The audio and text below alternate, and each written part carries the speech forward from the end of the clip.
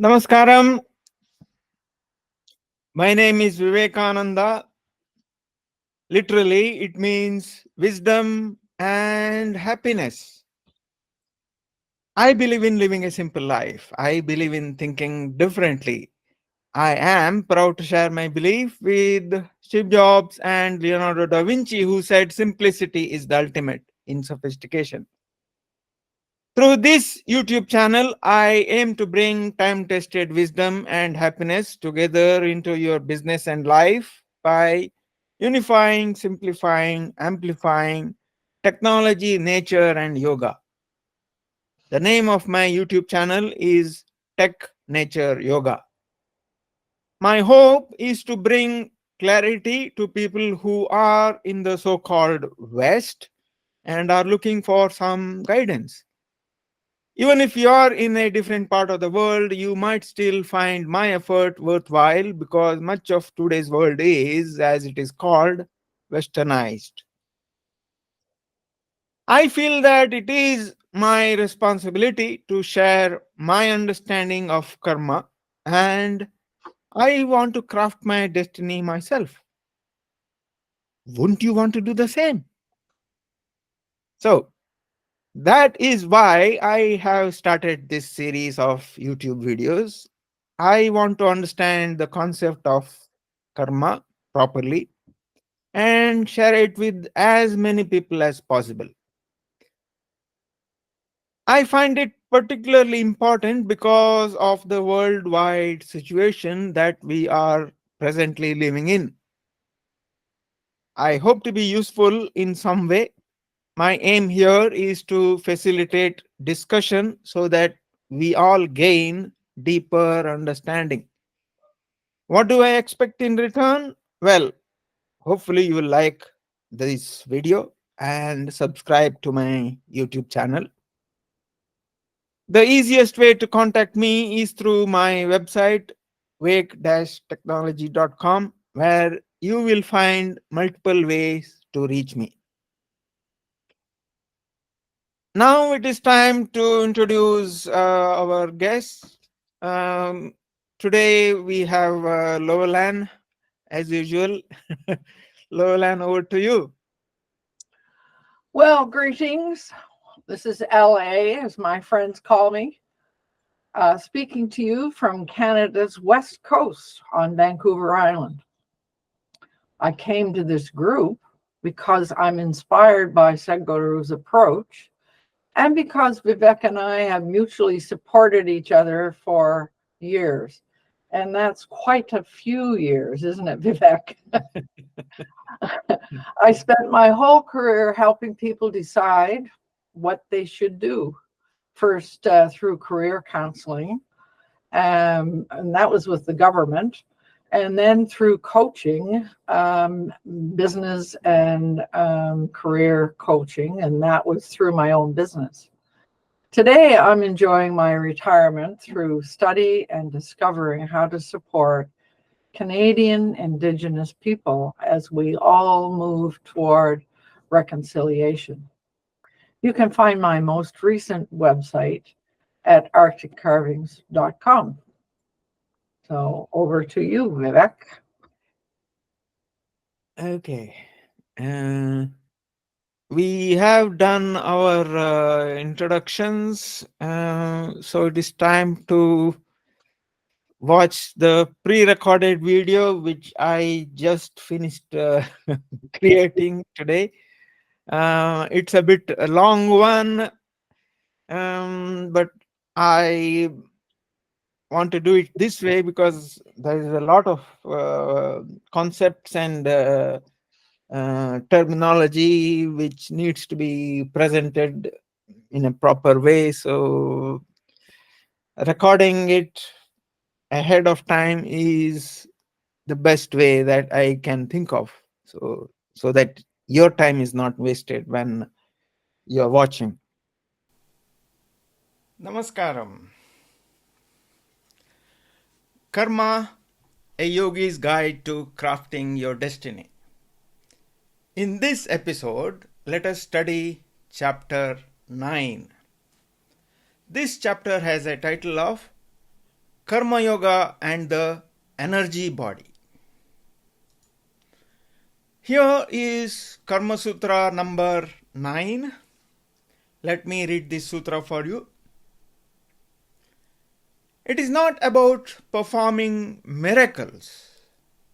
It is about recognizing the miracle of life that you are.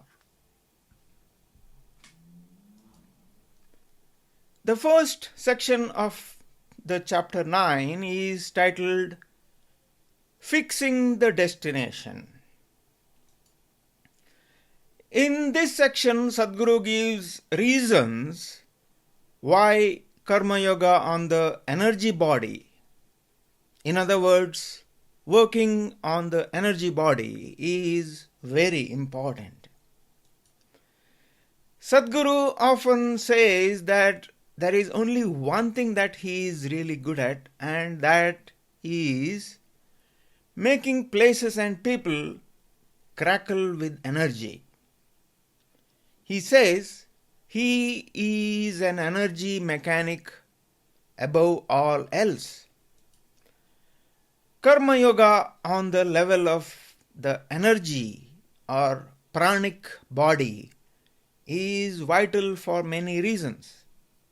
For one, it can transform or regenerate the energy body in such a way that it is not just born anew, but actually stays new. No matter how much exercise or hatha yoga you do, how carefully you watch your diet, your physical body will age and decay. The mental body is a powerful instrument, but it can also rust with age. There are many who find that their memory is not as sharp as when they were younger. The energy body, however, can be completely unaffected by the aging process. You can maintain it just the way it was when you were born and keep it in mint fresh condition until you die. The impact of a strong energy body on your life and on the world around you is tremendous. For many, it can seem near miraculous. There is yet another reason why working with the energy body is beneficial. It is the most direct way of addressing the tricky dimension of one's karmic inheritance. Addressing karma on the physical level is important. As we have seen, it can cleanse the elements, help minimize physical memory, and through the practice of hatha yoga, it can revitalize and upgrade the system. Addressing karma on the mental level is also important. It can create a paradigm shift in the way you live your life and inhabit this moment.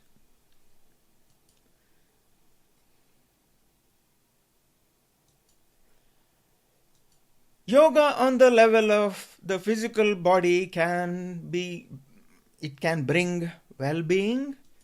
On the level of the mental body, it can bring joy, equanimity, and peace. However, when you address your karma on the level of energy, the process is deeper and swifter. It can rapidly accelerate change on all the other levels.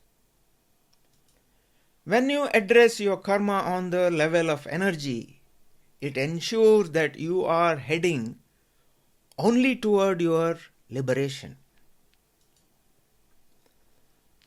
I am now quoting from the book, and the following are Sadhguru's words. The Kriya Shambhavi Mahamudra that I initiate people into during my inner engineering programs is significant for this reason. It picks off karmic material from the energy system and thereby changes your destination. It would be possible to devote the program to turning out pleasant human beings. This would meet with great social approval. But whether you are pleasant or unpleasant has no spiritual relevance. Once you transform the content of the energy body, the fundamentals of life will begin to alter. You are now hugely empowered to begin your march toward freedom.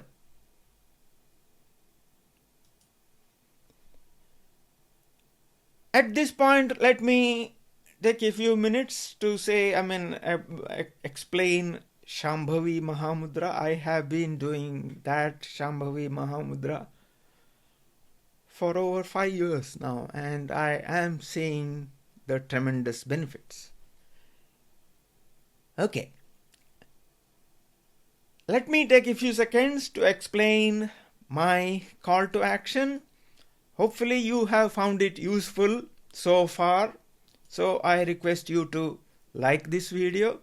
Please subscribe to my channel at Tech Nature Yoga and hit the bell icon so that you can customize the notifications you get when I upload a new video.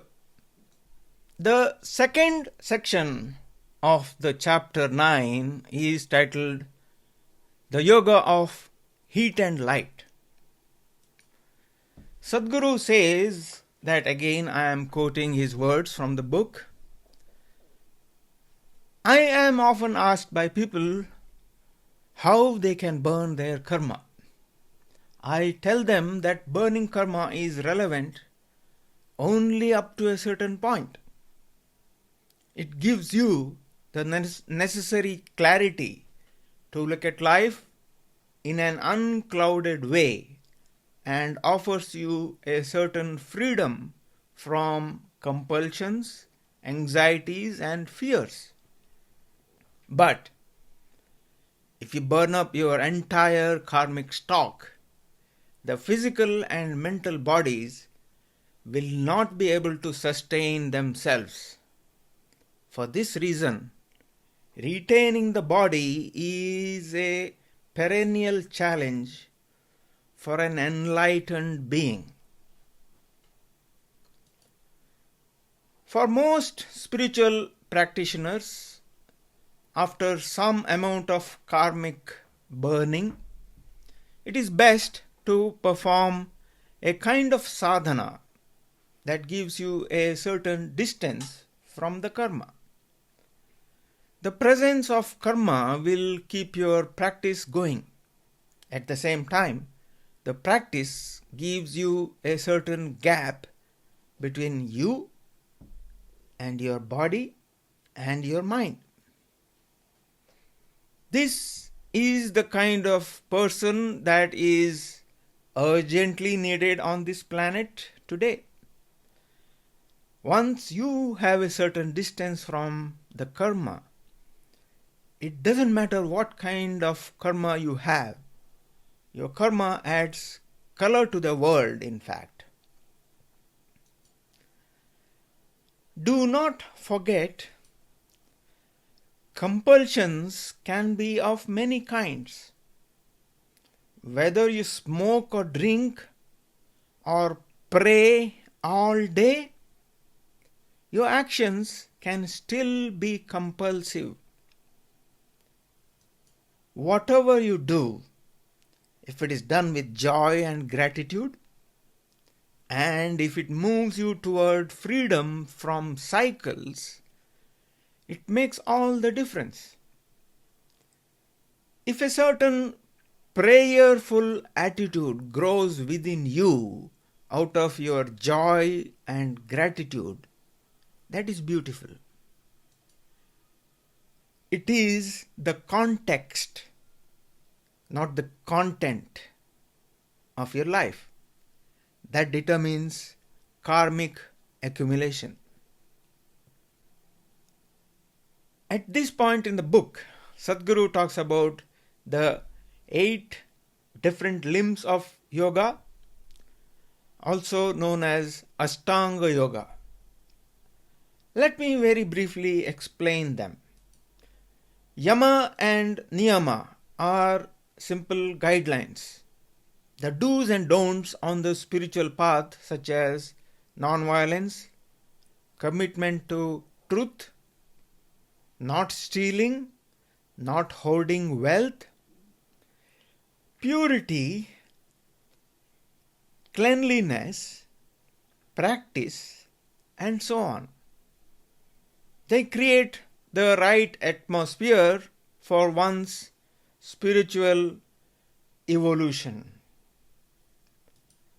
Asanas are the many physical yoga postures practiced by the seeker in a certain state of awareness.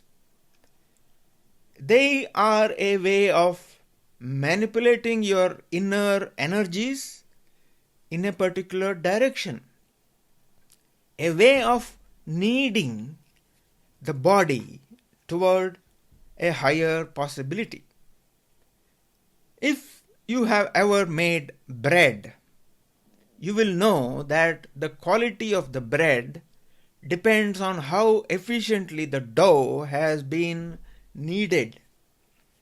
Similarly, asanas are about elevating consciousness by thoroughly kneading the body.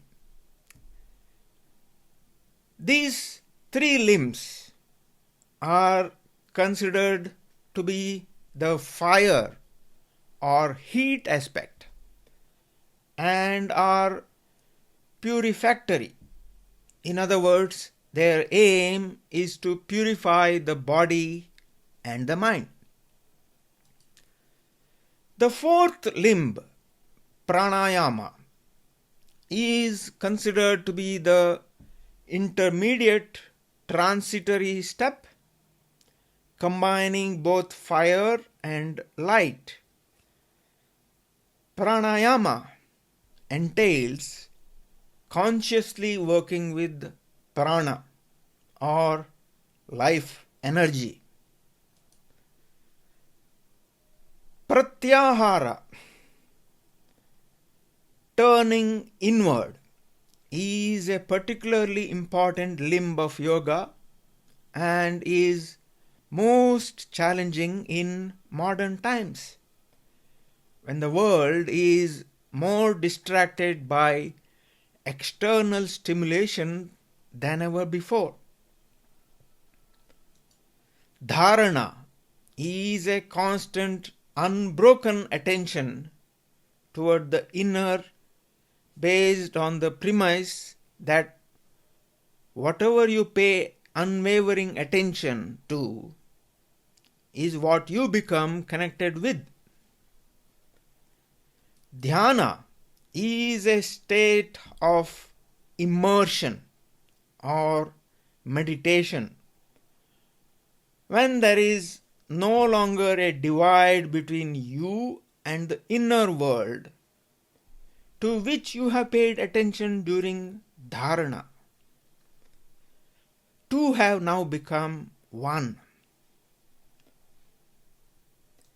In the final stage, samadhi, one has dissolved into nothing. There is absolute equanimity because the discriminatory mind has subsided. The beyond now makes its presence felt.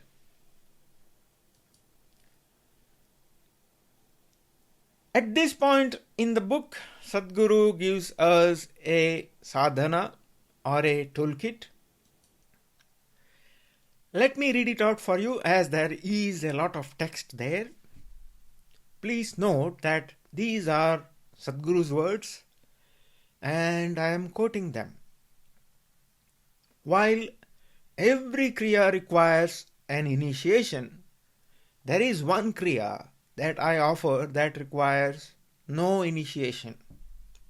This is the Isha Kriya, a simple daily practice that enhances health, dynamism, material and spiritual well-being, offers a means to cope with the hectic pace of modern life, and empowers one to live life to its fullest potential. It is a reminder that there is much more to us than our body and our mind. Those who are interested in exploring this three-stage practice will find it on the Sadhguru app, isha.sadhguru.org/app.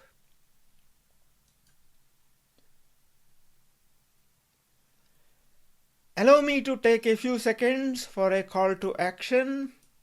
I hope you have found it useful so far, so I request you to like this video. Please subscribe to my channel at Tech Nature Yoga and hit the bell icon so that you can customize the notifications you get when I upload a new video.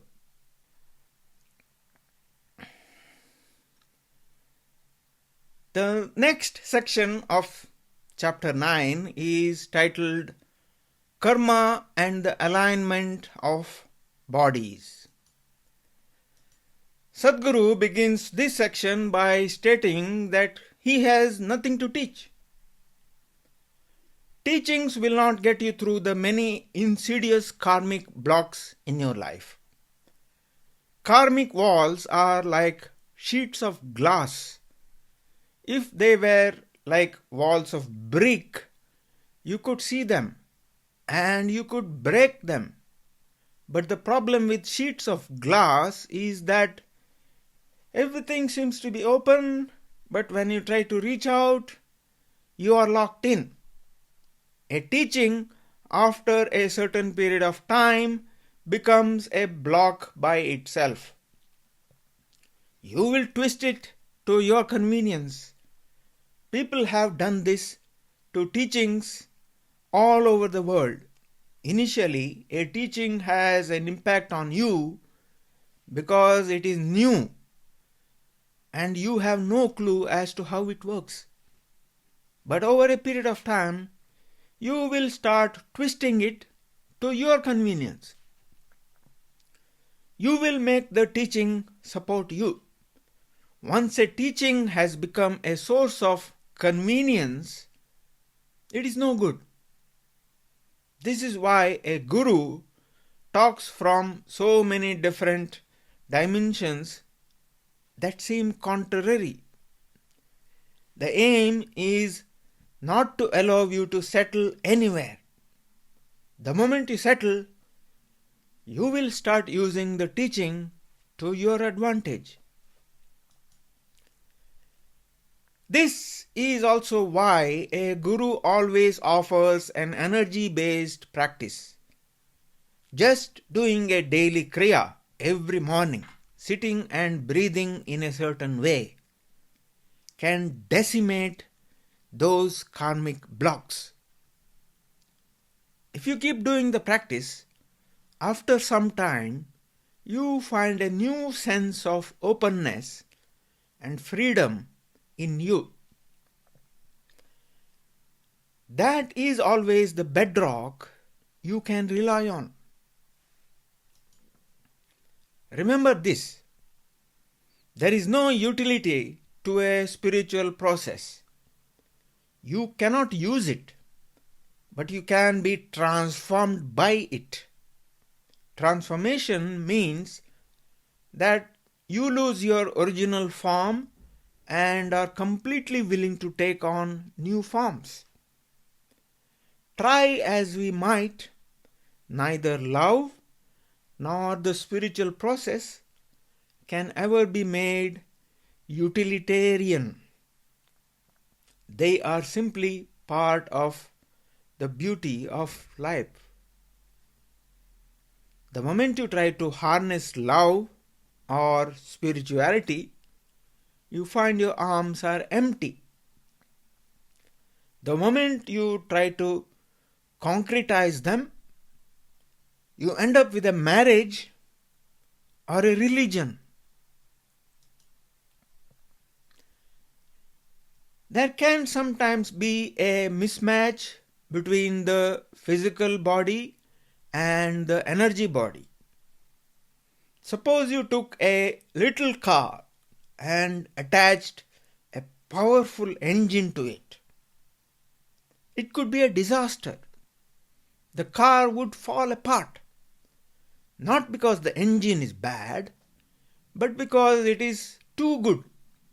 Similarly, if your energy body is greatly enhanced without enhancing the physical body or working with the karmic substance, it is possible that one or the other will collapse.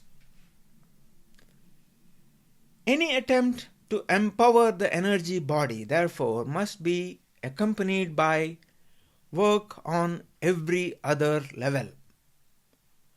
Before people are initiated into powerful kriyas, they need to do a rigorous amount of sadhana. Without physical practice, people cannot experience the kriyas in all their depth and intensity. The next section is titled When My Energies Touched the Peak. In this section, Sadhguru talks about the transformation he himself went through when he had the unique experience of life beyond the physical and mental faculties. I am not going to go over it or cover it here because I want you to buy the book and read it. At this point in the book, however, Sadhguru gives us a sadhana or a toolkit. Let me cover that.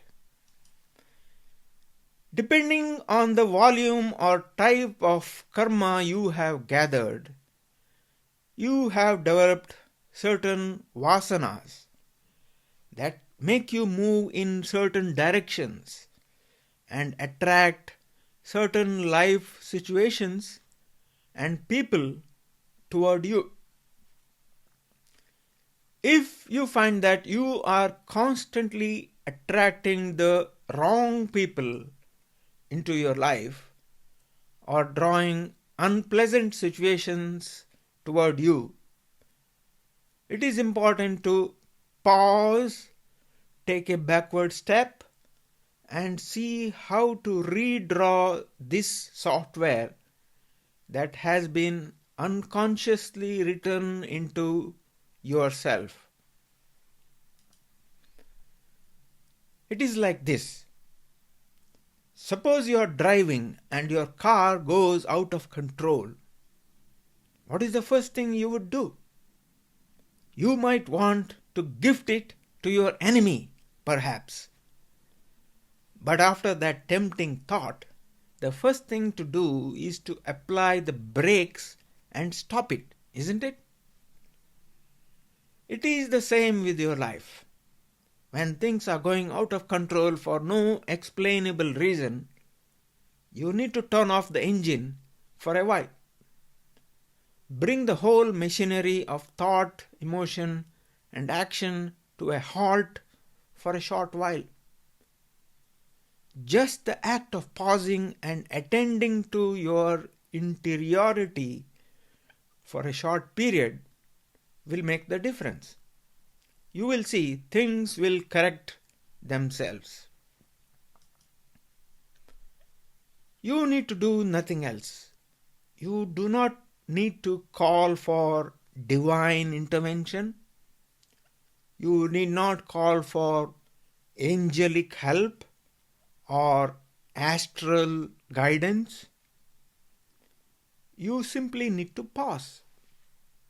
You will find that your mind and body work miraculously after this, simply because you gave your system the necessary time to fix and redraw itself the way it wants. The next section is titled Sacred Spaces and the Karmic Fast Forward. In this section, Sadhguru talks about how Isha Yoga Center in India is a place where there are multiple consecrated places and how it is beneficial for speeding up karma and hasten the spiritual process. The next section of the book is titled Karma and the Energy Body at Birth. In this section, Sadhguru talks about future predictions such as astrology, etc. Let me briefly quote him. One can know many things about a child at birth. Most people notice that some infants are bright-eyed and observant. Others seem quieter. Some move their limbs more. Others are less active. Traditionally in India, within the first 11 days of their child's birth, parents often took the infant to a yogi or a seer for a blessing. This is because the karmic substance is still fluid at this stage. Before the baby's personality begins to get consolidated, they want a blessing that can ensure that the child's life journey will be a smooth and seamless one. The next section of chapter 9 is titled Aging and Death. Sadhguru has written an entire book entitled Death. So, I'm not going to go into details, but would like to encourage you to buy this book. Here is a brief paragraph from chapter 9 of the Karma book. When the pranic or energy body is feeble, it will slip out of the body.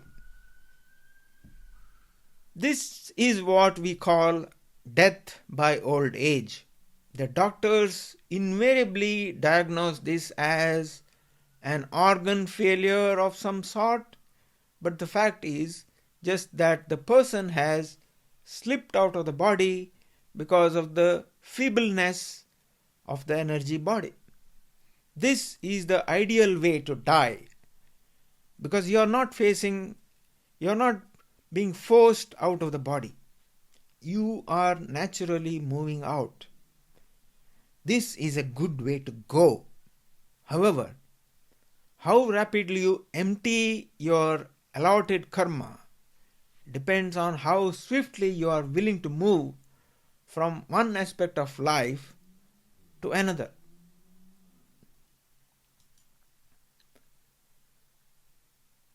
The next section of chapter 9 is titled Karma and Memory Loss. Let me give you a short snippet from this section. I am quoting from the book here again. Modern medicine has made it possible for us to live longer than a previous generation could have ever imagined. This is wonderful. However, to lengthen the life of the physical body without taking care of the karmic fiber is lopsided development. We now have a certain mastery over biochemistry and are capable of using medicine and surgery to prolong the lifespan.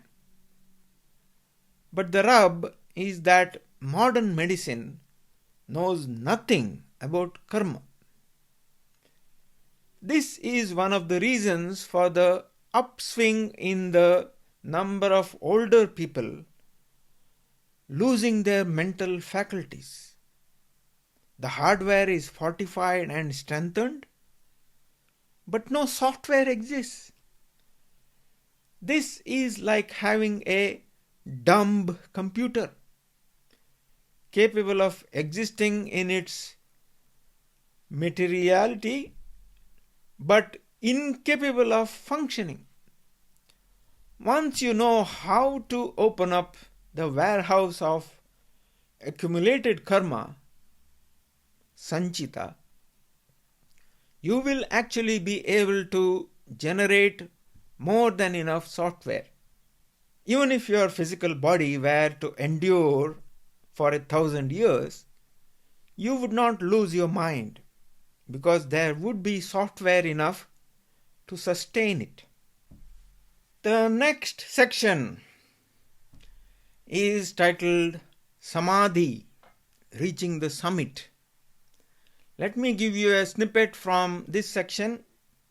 For the yogic practitioner, as the intensity of practice increases, the energies start moving upward. Now, the contact with the physical body becomes minimal. If this goes beyond a certain point, the person attains what is known as samadhi. Sama means equanimous and dhi refers to the intellect.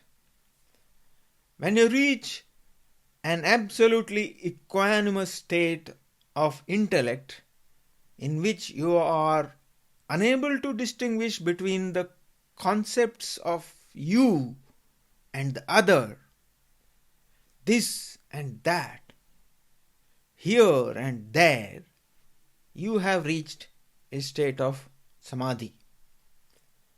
When all these distinctions drop away, the life energy no longer clings to the body. At this point, it starts dislodging itself from the physical.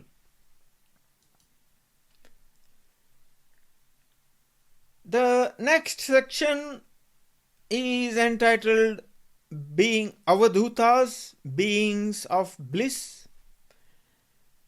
Let me briefly read a snippet from this section. Those whose limited identifications have dropped away so completely that they are unable to function in the outside world are known as Avadhutas in Sanskrit. Avadhutas are mystics who have journeyed so far beyond worldly consciousness that they turn utterly childlike. The next section is titled Retaining the Body After Bursting the Karmic Bubble. How do enlightened beings retain their body after bursting the karmic bubble? Let me read a brief answer to this question. Different yogis have created different methods.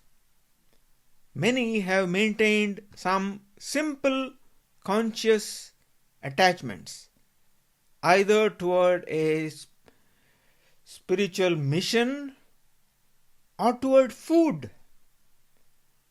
These are simple desires that they can drop at any time. Those around them have often been confounded by their behavior. How could someone so spiritually elevated be attached to something so worldly? But it is usually a conscious need to create karma in order to retain the physical body.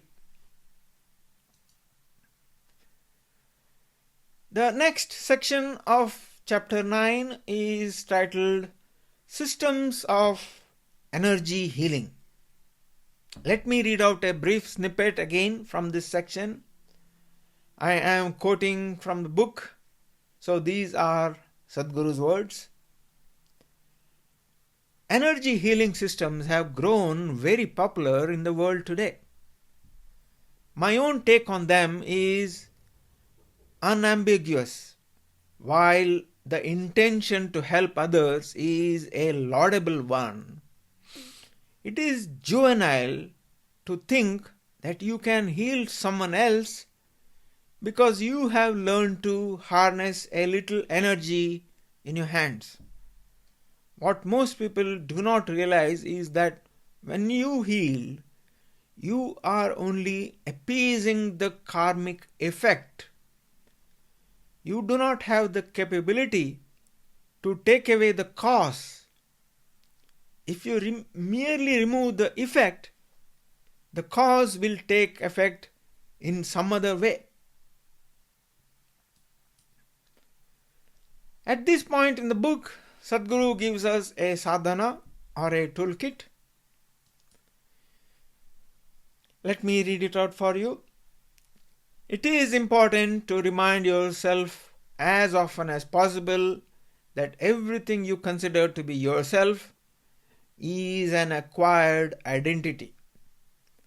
One simple way to approach this realization is to make sure you are physically exhausted every night before you head off to bed. You will always sleep well and deeply. Many superfluous ideas about yourself will fall away. And so sleep of this kind can also be karmically rejuvenating. But there is a more conscious exercise you could perform. Every night, sit on your bed, preferably cross-legged, with your eyes closed. Remind yourself that all memory is accumulation.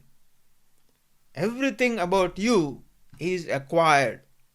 Your ideas of nationality, race, religion, all your relationships of like and dislike, love and hate. Slowly, gently, start setting aside everything with which you have a relationship. This could mean setting aside people as well as your material possessions. Remind yourself that even your body is an accumulation. Imagine that you are on your deathbed and that you are going to die in 2 minutes. Put away everything that is not you, your sensations, thoughts, and emotions. See your sleep as impending death. You may feel a certain fear and struggle within you initially, but it will pass. Leave your body sitting and simply lie back with your eyes closed. Go to bed like this. If you do this each night, a great deal of karma can be worked out each night. If you fall asleep as if you are dying, you will see that your karma barely has any impact on you. You will find over time that you are moving from compulsive behavior to a conscious existence. You will be reborn daily. I thank the viewers who have been watching. Since you have been watching so far, it means you are getting some value out of this video. So, let me take this opportunity to request you to like this video. Please subscribe to my channel at Tech Nature Yoga and hit the bell icon so that you can customize the notifications you get when I upload a new video. The book Karma is available in multiple formats and multiple languages: English, Hindi, German, French, Spanish, Italian, Russian, etc. It is also available as paperback or electronic book such as Kindle or audio format from Audible, where Sadhguru himself reads the book. You would find the links to these in the description of this video on YouTube. Namaskaram.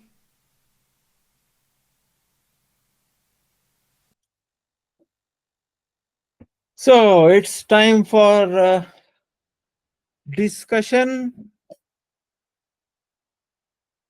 Only a few minutes left.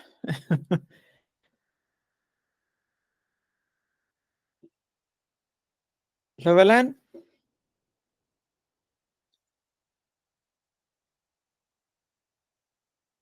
you are muted.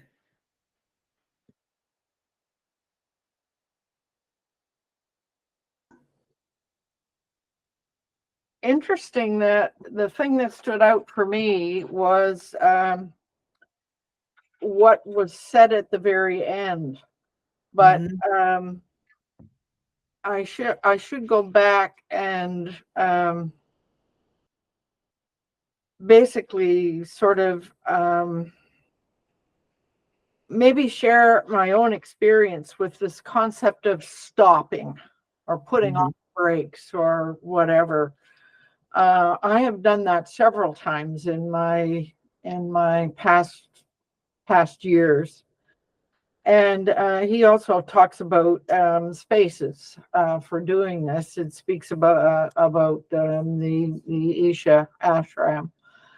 Well, I have not participated in or gone to any of the Isha things, but I have gone to various ashrams and gone through that whole stopping. And the one that there are two of them that stand out for me. One of them was an ashram that's here in British Columbia. Both of them, actually. No, the second one was in Alberta. So one of them was here in BC, and it's still there. And people go there for 10 days of yoga and learning to meditate, learning how to interpret your dreams, and really getting in touch with yourself internally. Really is what you're doing. And that one place is on a beautiful lake, and the ashram invites people to come and learn to grow their own food, and it's a beautiful spot, and they have created a lovely chapel there, and it was I remember going there, and I think the year that I went there, I was experiencing a lot of stress from work, and it sure had its desired effect. So the concept of stopping and also going to an ashram of some sort, so that you're away from all the things that are familiar to you. I think it allows you to break a lot of habits that you've formed, and get away from those compulsions and anxieties that were mentioned in one of the chapters. So and then the second one that I want to mention, and it was not in a permanent ashram, but it was at a church camp that was rented for the use of this, and this is for this was to do vipassana meditation, and that was 10 days in total silence, and learning the whole process of learning exactly how being a quantumist, how that works, and by using the sensations in your body to begin with, to as an experience of that whole process. And I've probably told you, mentioned that to you lots of times before. I would say it was the hardest thing I've ever done, but also the best thing I've ever done. I mean, getting back to this whole thing about getting stopping and getting away from your usual places of your usual places of being, physically, and also your usual places of thinking and feeling and all of that. It's not an easy process, but it is the most valuable thing that a person can do, in my opinion. Yeah. Let me see what else. I was I'm still working my way through that whole section about aging and death and loss of memory and all of that. I'm not sure. I mean, I've read through that section in the book, but I was still not entirely clear.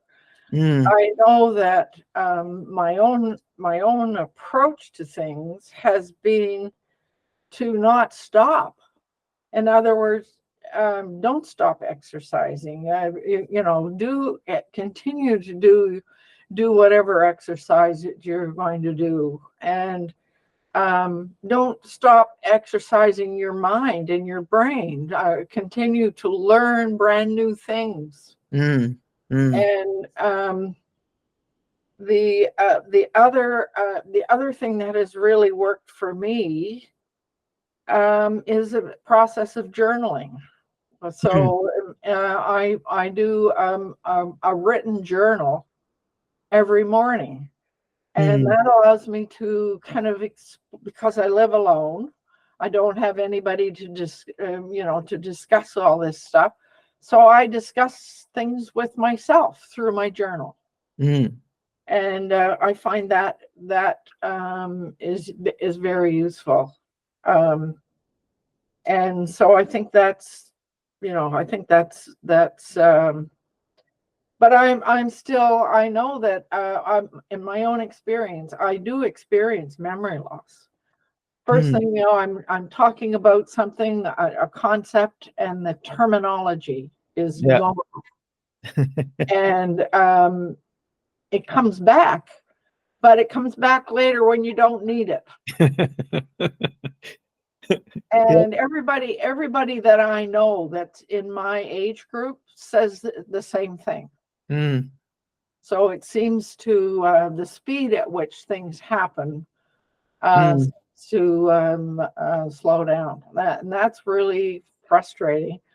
But maybe it's not such a bad thing as I think about it, because it makes you stop and reflect on things in a sort of a deeper way. Maybe, I don't know. But that one is an interesting one. But the last thing that jumped out at me was the nighttime exercise. I guess I didn't get that far in my reading. So that whole exercise of I suppose it's kind of another meditation, but imagining yourself as you dying, imagine yourself letting go of relationships and possessions and all of that. That is something I have never tried. Yeah. Have you tried it? No, I think I should. It's probably the right time to start doing that. And yeah, when you were talking about the ashram where you not now the where you were required to be in silence. Yes. Well, in both cases, I had to be in silence, but the one was much more strict, Mm. and it was longer. Yeah, So, when I had been to Isha ashram in India myself, I had stayed there for a month or so. Uh, it was I noticed quite a few people who were actually wearing a sort of a badge or banner or whatever you want to call it, which said, um, I'm following silence, so don't don't talk to me. don't talk to me or don't expect me to talk and all that." Yeah. So yeah, and um, it is a unique experience going there and staying Mhm. there. Mhm. Yeah. I don't think you can get similar experience in other places unless, I mean, it's very similar space. But yeah, and as he says in the book, that area, that there is that one Dhyanalinga, then there is um, a temple Hmm. for a feminine deity, Linga Bhairavi, Hmm. and now there is Adiyogi statue. All of that is in very close proximity.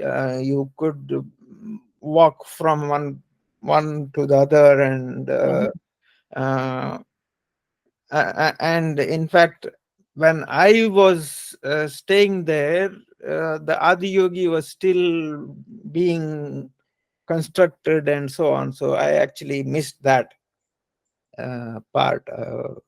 Hmm. So anyway, yeah, it's a um, very unique experience, and yeah. Well, there's and when other people are there, actually doing what you're doing, there's a vibration there, that a positive vibration there that has a positive effect on us individually as well, Mm, I yeah, think. yeah, yeah. Yeah. There is um, it yeah, makes makes you want to do more, and you also see the effect what you are doing has on others, Hmm. and you also see what effect what others are doing has on you, and it all positive reinforcement, and yeah, that Yeah. is, yeah. So I mean, I think for anybody who might be watching this, um it I mean, depending on where you live and what you can afford to do and how much time you can take away from your work, and I mean, there's all kinds of factors that have to be taken into account. Mm, But I don't have to go to the other side of the world to find a good space yeah. um, to get in touch with what's going on, and to break all of those compulsive things that happen. Mm, And it strikes me that that's the important message here, mm, is to find a place and a way to do that, to stop. yeah. I think that's really interesting. But I like I say, I'd like to, and maybe there's as we go to the next chapter, maybe there's a little bit more detail. No, this is the last chapter in part 2, so there is no. So actually, next week I'm not sure what I'm going to do. This is the last chapter in part 2. The part 3 is questions and answers. So yeah. Anyway, I'm looking at the clock. It is probably you also need to go somewhere. You were mentioning. I do. I have a commitment that I have to go to.